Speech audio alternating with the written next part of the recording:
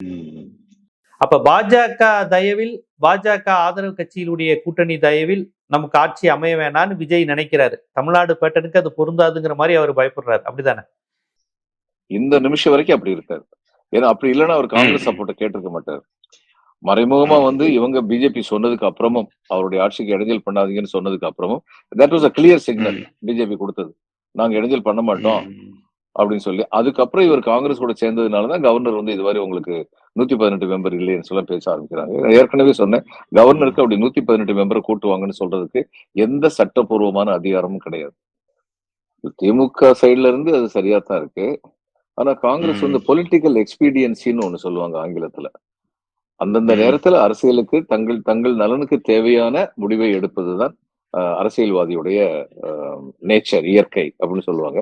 இன்னைக்கு வந்து அவங்க நினைக்கிறாங்க இவங்க தாவேக்கா வந்து வளர்கிற கட்சி, எதிர்காலத்திற்கான கட்சி அப்படின்னு.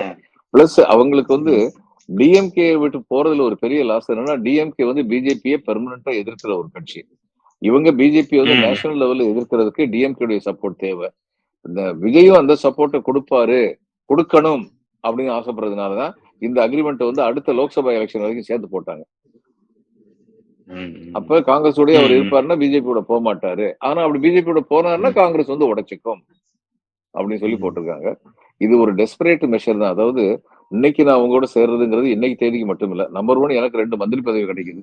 2 கொடுப்பாரு அவர் வந்து, ஏற்கனவே சொல்லியிருக்காருல்ல. அப்ப 2 மந்திரி பதவி கிடைக்குது. தமிழ்நாட்டுல 50-60 வருஷத்துக்கு அப்புறம் காங்கிரஸ்காரர் வந்து மந்திரியாக போறாரு.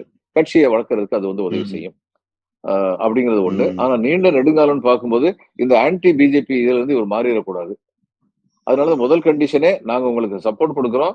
நீங்க வந்து தேச ஒருமைப்பாட்டுக்கு விரோதமான, மதசார்பற்ற தன்மைக்கு விரோதமான யாரு கூடயும், எந்த கட்சிகள் கூடயும் நீங்க வந்து இது வச்சுக்கிட கூடாது அப்படின்னு சொல்லி அவங்க கண்டிஷன் போட்டிருக்காங்க. அது வந்து என்டிஏக்கு எதிரா, என்டிஏ கூட நீங்க போக கூடாது. அது ஏடிஎம்கேனாலும் சரி, பிஎம்கேனாலும் சரி, பிஜேபினாலும் சரி, நீங்க போக கூடாது அப்படின்னு கண்டிஷனா தான் போட்டிருக்காங்க. விச் மீன்ஸ் இவர் அதை வயலேட் பண்ணாருன்னா அந்த கண்டிஷன் வந்து எப்ப வேணாலும் இவங்க வந்து இதுல இருந்து கூட்டணி இருந்து விலகிக்கலாம். காங்கிரஸ் வந்து இட் இஸ் பாசிபிள். ஆனா நீங்க பாப்பீங்க, நான் இப்பயே ஒண்ணு சொல்றேன், என்ன நடக்கும்னு இப்பயே ஒண்ணு சொல்றேன். அப்படி ஒரு நிலைமை வந்ததுன்னா இவர் வந்து பிஜேபியோட வந்து தொடர்பு வச்சுக்கிட்டாருன்னா காங்கிரஸ் மேலிடம் வந்து இவங்களுக்கு ஒத்துரும்.